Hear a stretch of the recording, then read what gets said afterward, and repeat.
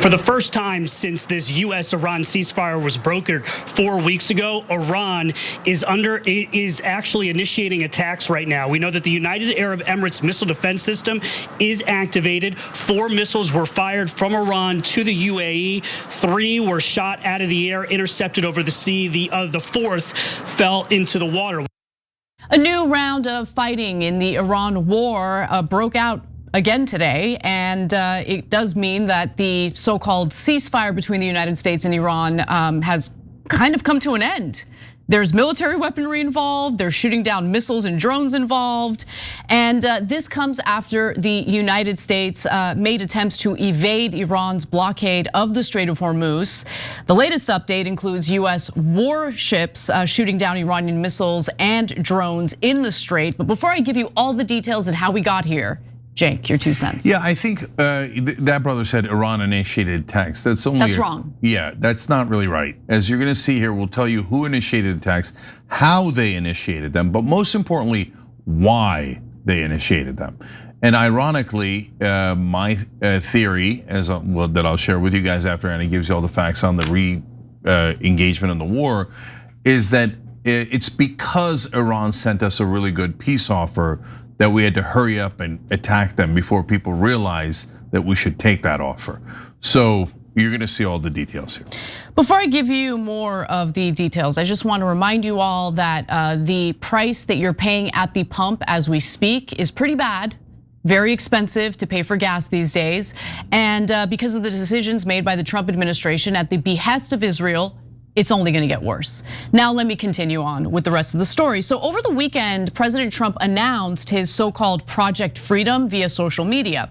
Now the point of Project Freedom is to essentially assist vessels that are currently trapped in the Gulf to basically travel through the Strait of Hormuz. Now, Trump referred to it as a humanitarian effort, and he made clear that the US would not physically escort vessels, but that the Pentagon would essentially guide these vessels through the Strait of Hormuz, or at least through the strait in a way that would allegedly be safe for them. Now, some of these vessels have learned that it's not safe. I'll get to that in just a minute. But in response, Ibrahim Azizi, who is the head of Iran's National Security Commission, basically warned that any US interference in the Strait of Hormuz would be considered a violation of the ceasefire. In fact, his exact statement was, the Strait of Hormuz and the Persian Gulf would not be managed by Trump's delusional posts. Now, Trump responded the only way he knows how, escalatory rhetoric. Take a look. Sandra, good afternoon. I spoke with President Trump for 20 minutes about the situation with Iran. He talked about Project Freedom and the US efforts to guide vessels through the Strait of Hormuz, issuing a new warning to the Iranian regime, saying if the Iranians try to target US ships in this area, they will be, quote, blown off the face of the earth. As it relates to the combat preparations that continue across the region, President Trump understands there are 2 paths here. The Iranians either make a good faith deal or ultimately combat operations could resume. And President Trump told Fox News that right now they have bases all over the world. There are American preparations underway. He said they're all stocked with equipment and we can use all of that stuff. And if he needs it, he will use it. But the headline here, Sandra, the president issuing a new warning to the Iranian regime if they do fire on US vessels in the Persian Gulf or near the Strait of Hormuz. And today we can report, according to CENTCOM Commander Admiral Brad Cooper, there were multiple attempts on American vessels and merchant ships in this region. And Cooper says that there were US efforts to shoot down both missiles and drones in the Persian Gulf as these Iranian efforts to attack vessels in the region continue. Now, Trey Yingst was simply regurgitating what President Trump told him without really fact checking any of what Trump had to say. But this morning, Admiral Brad Cooper, who's head of the US Central Command, told the Wall Street Journal that, the path has been cleared, right? That the United States has succeeded in helping to allow vessels to travel through the Strait of Hormuz. He says we used our own military technology in a unique way to clear a free lane that's not obstructed in any way, shape, or form through the strait.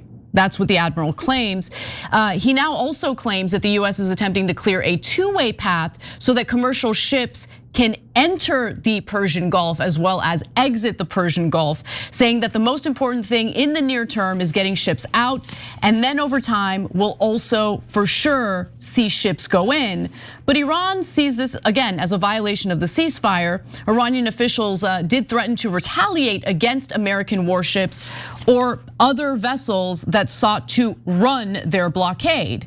And as you can imagine, Cenk, they made good on their promise. But before I give you the details on that, I want to just quickly go back to the Trey Yingst report, because he's just repeating what Trump told him, but what Trump is telling him is not true. So I want you to jump in and talk about that a little bit. Yeah, so look, Trey's been doing a lot of terrible reporting lately. He's otherwise a great reporter. He delivered in Gaza and really showed us some of the harrowing video from there and disproved a lot of Israeli talking points on air.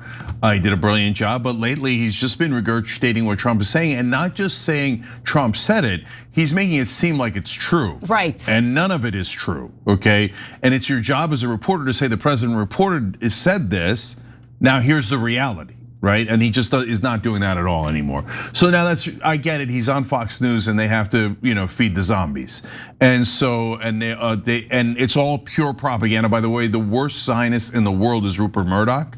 Again, proving it has nothing to do with religion. I don't know why Rupert Murdoch is a crazed lunatic terrorist sympathizer who loves every genocide and war that Israel has created, and is the #1 propaganda agent on behalf of the Israelis. But that is reality. Okay, so now back to the important stuff about Project Freedom. That's what Trump's calling it, Project Freedom, please. Okay, so when you have a blockade, who's responsible when somebody tries to break the blockade?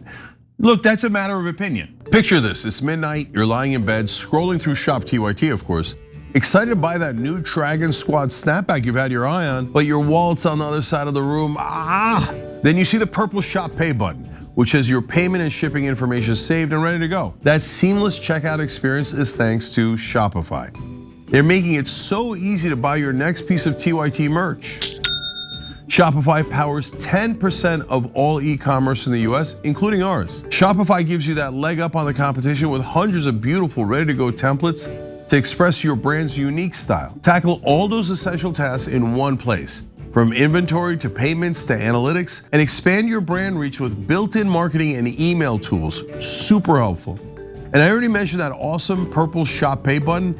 It's why Shopify has the best converting checkout on the planet. See fewer carts go abandoned and more sales go with their Shopify and their Shop Pay button. Sign up for your $1 per month trial today at shopify.com/TYT. Go to shopify.com/TYT. That's shopify.com/TYT. So here, let's flip it. So we have a blockade on the Iranian ships. So if the Iranians say, we are now going to go through your blockade, do not fire at our ships. And America goes, but we have a blockade. If you try to come through it, we're gonna fire on your ships, right? Whose fault is it? Who started it? I would argue the person trying to break the blockade started it, but maybe you have a different opinion. Nothing wrong with that. To me, that's not that interesting, okay? But here, I just want shoe on the other foot, have a fair standard either way, right? So here America is saying, we are gonna go through your blockade. And Iran said, don't, because then we'll be forced to fire on you, right? And so then Iran does fire on us, and apparently they hit one of our warships. Oops. Okay, now of course America's denying that. Yeah, the US denied it, I don't believe them. The US government is in this war has an excellent track record of lying every single time about how much damage we have sustained, okay? And so then a month later, 2 weeks later, 6 weeks later, they go, oh, we were totally lying. Here's the actual amount of damage and it is massive, okay? So I don't believe the US government led by Donald Trump even 1%. That makes me very different than mainstream media who all regurgitate it as if it's true, okay? So now it looks like one of our ships got hit at least. Other ships got hit that we were trying to escort through. And we hit 6 of the Iranian fast boats and brag about sinking them. Right. So the war's back on. It is. And it's because we tried to ram through their blockade and it didn't work. And the Iranians say that after they hit one of our warships twice, the ship turned around and and went back, okay? So far, it breaks my heart, but the Iranian government has a better track record than the US government on what actually happened in this war. So that is likely true. Not definitively true, we'll come back and confirm, but right now, that's the most likely. So that means we decided to provoke a conflict. That's right, yes, that's what happened. And you say, hey, Cenk, we get to ram their blockade anytime we want. They don't get to ram our blockade. It's their fault firing. No problem, I don't even mind that. But did we provoke the conflict? That's indisputable. Yes, we chose to re-engage in the conflict. And that appears to be what the objective was from the beginning. If you ask me, that is my read of it. No, absolutely, there's no question about it. There's no question that the Israelis have been aching for the war to, or at least the kinetic action to happen again, to begin again. And there's no way that they're gonna allow Trump to pull out of this war. That's the reason why you keep getting all this contradictory messaging from Trump. Now, some of the contradictory messaging, especially when he says optimistic things, I believe has to do with manipulating the market. So, the economic ramifications of this war aren't as brutal, at least in the short term, as they should be. However, aside from the economic issue and the market manipulation that Trump engages in, I also think that Trump does want to exit this war, but can't because he is not a leader. He's not leading the country or making the foreign policy decisions here. He's acting on behalf of his donors. He's acting on behalf of Israel, and Israel wants the war to continue. So there's that. The other thing is, if the US and Israel, which should not be trusted, but if the US government is genuinely concerned about Iran's enriched uranium, as Cenk referred to earlier, Iran made a pretty good deal when it came to enriched uranium, again, by the way, just this past weekend. And rather than taking the victory, rather than finding a way to take that offer and turn it into a win for the Trump administration so he could exit the war, he did the opposite. So what was the opposite, Cenk? What did he do and what was in the offer from the Iranians? So the Iranians gave a 3-part offer with 14 lines in them, okay? And the first part dealt with, let's end all this nonsense. We'll open up the Strait of Hormuz. You'll open up your blockade. Let's start heading towards peace. And in order to ensure that we're going to do that, they did something that I think is a little extraordinary, given that they have more leverage. They said, we will allow you to take out our nuclear material from the country, just like the Obama deal, and we will limit enrichment to 3 to 3.67%. Can't build a bomb with that. Can't even come close to building a bomb with that. So what they're basically doing is saying, we guarantee you that we will not have a weapons program, which you can verify, okay? And we will only have this enriched uranium in coordination with other countries only for an energy program, and it cannot be weaponized. Okay, so that's exactly what we said we wanted. And the reason why I say it's extraordinary is because it's kind of out of order. Then the second part, what included something that we don't love, reparations. And now you can negotiate over what that means. And it could just mean releasing their frozen assets, which isn't even our money, it's their money. This is kind of a spectacular offer. It is. And at the end, by the way, they also say we are for complete peace in the Middle East, and we will get our proxies to stop attacking if Israel also promises to stop attacking. And therein lies the rub. So now, since this is an offer that totally takes care of our only stated goal for this war, which is to end any chance of them having a nuclear weapon, we actually do not have the goal of regime change. Israel does, but we do not. And even Trump has said we are not doing regime change. And we said we also want to destroy a lot of their ballistic missiles, Navy and Air Force, and Trump says we've destroyed all of it. And we've already destroyed their nuclear facilities. So and they would stop Hamas and Hezbollah, their proxies, from attacking. So we got way more than I would have expected. And nevertheless, or not nevertheless, I think because the offer was so good, they had to hurry up and end the ceasefire, go back to war. Because if we spent all of today talking about, hey, that's a pretty good deal. Is a really good deal, and you really can't argue with it because it would completely end their weapons program, right? Well, Israel didn't want that. So now look, here's the thing. Anna said it's because of Israel, and we're gonna prove that to you a little bit later in the show. We're gonna show you all the Israel First pundits going, oh, you have to go back in, you have to do a regime change, you have to be on the ground, etc. Right? So but that gives you an indication of what does Israel want. And we'll explain later, whatever Israel wants, Israel gets, and so the minute Israel made its intentions clear, we knew before anything happened that we were going to do exactly as Israel ordered. In fact, I was on many shows recently, Sean Ryan's show, Peter Beinart's show on Substack. Check that out if you can. It's on our Substack and his.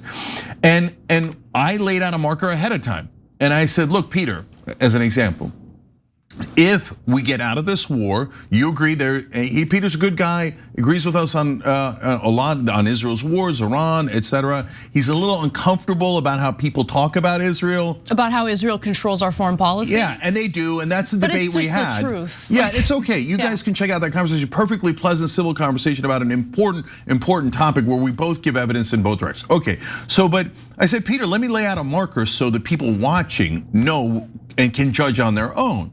If it turns out that we don't re-engage in the war, even though it looks like now Israel first does want to re-engage, then we're not controlled by Israel. Maybe they have a lot of influence, as you say. He certainly agrees that they have plenty of influence, right? But completely controlled, oh, Cenk, that's way too much, and I'll come back and apologize, right? But whenever I offer that, that means it's a lock. It's not gonna happen, okay? And right afterwards, Trump says, for humanitarian reasons, we have to restart the war and break the blockade, etc. So what does that mean? That means we are completely controlled by Israel. There's no question about that. But even if you don't believe us on that, the facts on the ground are we restarted the war. We restarted the war, that's exactly right. And we restarted the war immediately after Iran provided that incredibly good offer, certainly an offer that goes well beyond what Obama was able to accomplish through the JCPOA, the Iran nuclear deal. And so just think about the narrative that Trump could have utilized in order to boast his successful war and how he was able to get some real wins and some real concessions out of Iran, right? But he didn't go in that direction. And I think Iran offering a deal like that allowed for people paying close attention to see that they're calling the US's and Israel's bluff. Because this was never about nuclear weapons, guys. That was always the cover story, as I've been saying over and over again. The enriched uranium, Israel's not, Netanyahu is not genuinely up at night, unable to sleep because he's worried about Iran's enriched uranium. He has been wanting to turn Iran into a failed state, to balkanize it, to ensure that it's no longer a challenge to the greater Israel project. That's the reason why we're unfortunately still caught up in this war that has real costs for the global community, right? Obviously for the United States when it comes to what we're experiencing at the pump, at the gas pump. But this is just the beginning. It's only gonna get worse from here. And when it comes to our Asian allies, namely Japan and South Korea, they've had difficulty getting their necessary energy supplies because of the blockade in the Strait of Hormuz. We need to end this war immediately, okay? It is destroying us as a country on the global stage, and it is not accomplishing anything for anyone that's beneficial other than one country. And which country is that? Go ahead. Bolivia.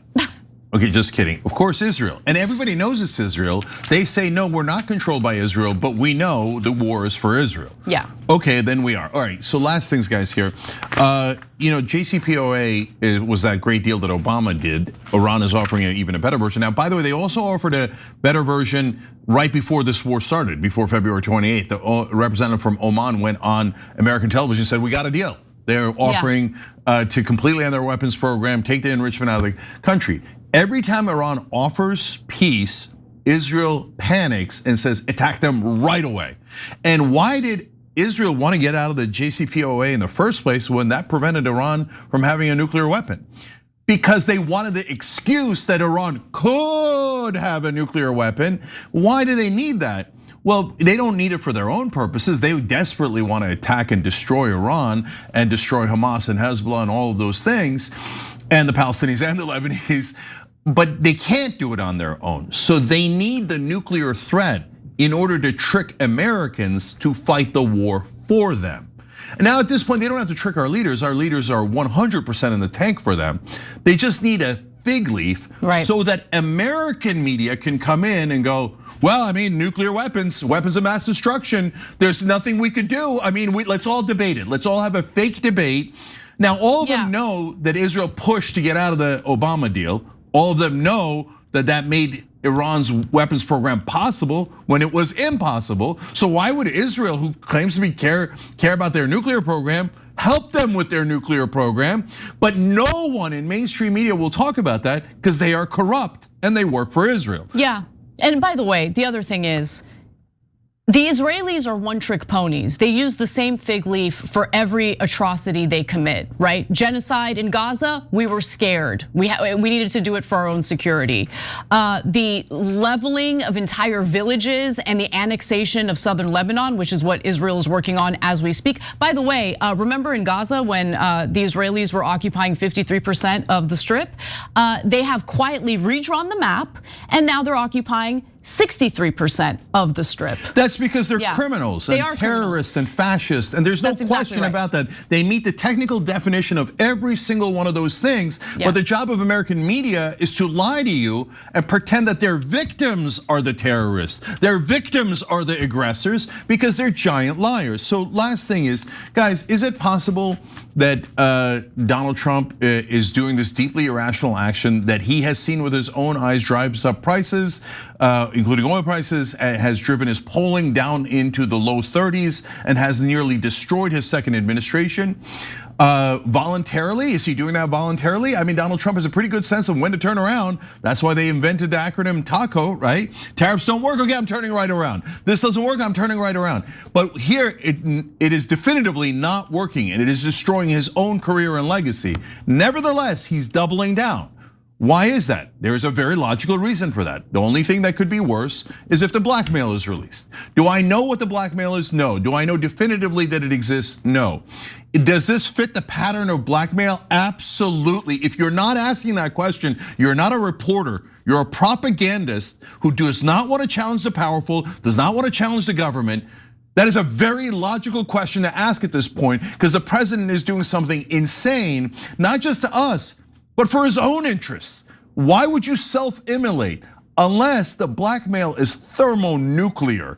There is honestly no other explanation, because this is destroying him, and homeboy loves to be loved.